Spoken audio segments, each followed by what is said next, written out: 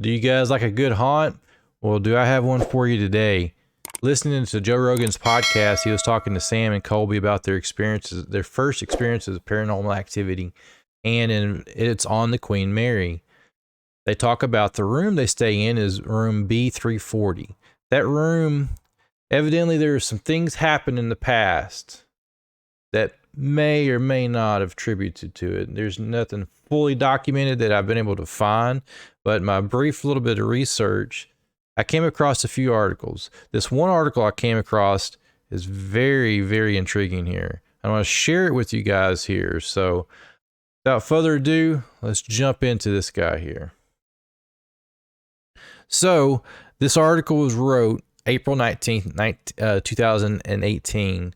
It's a legend of room B340 on the Queen Mary, and it's by Charlie Shelton. So there's a lot of crazy stuff. When you start reading into it, it's blow your mind. So here they talk about there is no doubt that the Queen Mary is haunted. There are resident spirits, including Jackie, the little girl who haunts the first class pool, John Peter, who is crushed by a watertight door. You guys know what watertight doors are from Titanic. I'll put a little clip here of one. Senior Second Officer William Eric Stark, who accidentally drank dry cleaning fluid instead of gin. Wow. And the cook, who was baked alive in his own kitchen staff during World War II. Oh, gosh. He baked alive. Could you imagine that, being baked? Oh, man. But arguably, the most notorious location of the ship is paranormal activity in stateroom B340. In this, paranormal occurrences stem from the horrid event, or so it's said, apparently back in the 60s during the final transatlantic cruise before the ship was docked in Long Beach, California. A man went crazy and brutally murdered 2 women. His crimes were discovered when he was locked in a third-class stateroom, either B222, B224, or B226. The door was locked and a guard was posted outside. A little while later, he started pounding on the door saying there's someone in the room trying to kill him. The guard ignored him, thinking it was a ruse to get it to escape. After a while, the passenger quieted down. Guard figured he went to sleep. Well, so we thought, right? The next day, the ship arrived in New York. The crew summoned NYPD detectives.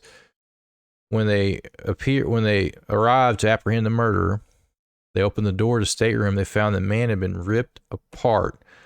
His entrails and limbs spread all over the room. I figured there's no way he could have done that to himself. I mean, it's not funny, but it's kind of funny. It's like somebody going to tear themselves apart. Upon the next sale, the paranormal reports, that happened. So the next sale, there was reports from the stateroom when it was docked in Long Beach, 1960. The third-class staterooms were combined to a larger guest room. Reports continued by the 1980s that B340 was closed to booking because guests would leave in the middle of the night. Oh, wow. That's how I first heard of the haunted room. This is Charlie talking about it. Over the years, I've heard various stories. He's heard a story of a man killed his family in a cabin. A woman killed her husband. A husband killed his wife. A lone passenger throat was cut. It'd be kind of crazy, especially if it's in a room that nobody else can get into. The list goes on, is what he's saying. For some reason, nobody can trace back exactly what happened. The ship's records show nothing happened in any of those rooms. The ship's records show that. But all these stories exist. So do they? Or is there a catch to it?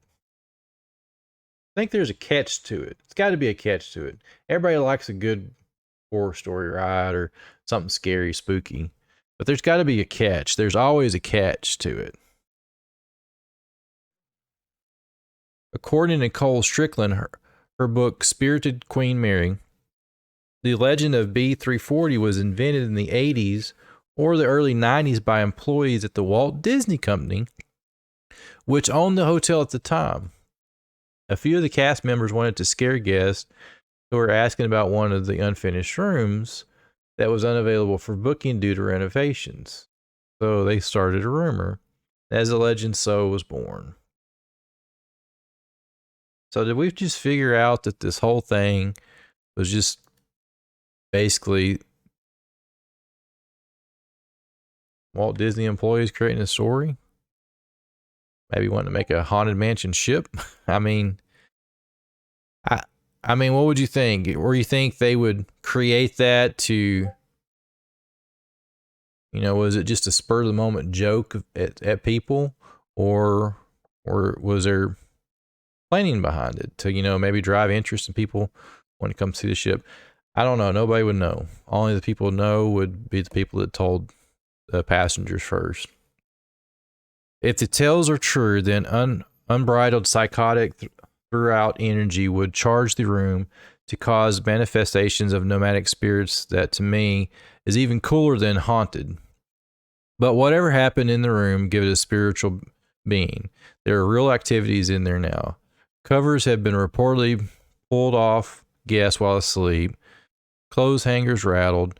Footsteps can be heard as can knocks and many more things. As for the first time since the 1980s, the room's finally open to check-ins. In the first week since the room was open and reservations, there have been 40 bookings. The stateroom has been entirely redone and open to guests as of Friday the 13th of April. And aside from the being haunted, it's just beautifully redone room. The space is warming and comforting and modern amenities and classic elegance. It's hard to imagine being scared in a room because it's so nice. They enhance the scary quota. The stateroom features some spooky extras, a Ouija board, tarot cards, ghost hunting equipment, and electric candles. And the walls are covered with pictures of ghosts and stories of guest encounters. So you're in the room, you're going to read. They got it on the wall, so you're going to sit there and look at the walls and read about all the stories. Make it even more scary, huh? My favorite aspect of the bathroom is where the directions to summon Bloody Mary are printed on the wall between the hairdryer and the individual wrapping of small soap. The room's available for booking. It's $500 a night. So there you go. If you want a good fright, whenever it comes back up, get you that room. So pretty crazy stuff. Kind of neat. Would I stay there?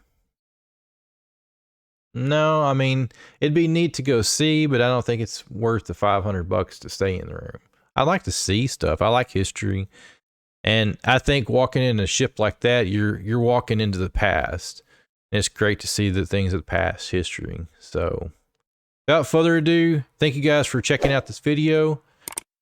Please feel free to drop a like, subscribe to the channel, and we'll catch you guys later. Thank you.